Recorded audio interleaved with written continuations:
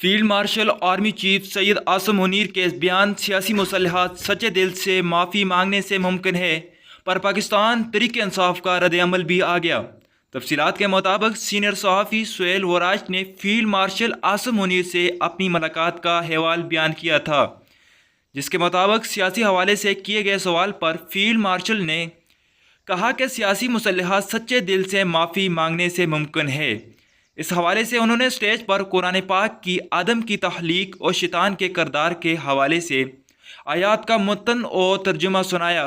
जिससे वाज़े होता था कि शुरू में फ़रिश्तों को आदम से मसला था, मगर खुदा ने आदम को तख्लीक किया तो सवाए इबलीस के सब फरिश्तों ने इंसान को खुदा का हुक्म और करिश्मा समझ कर कबूल कर लिया।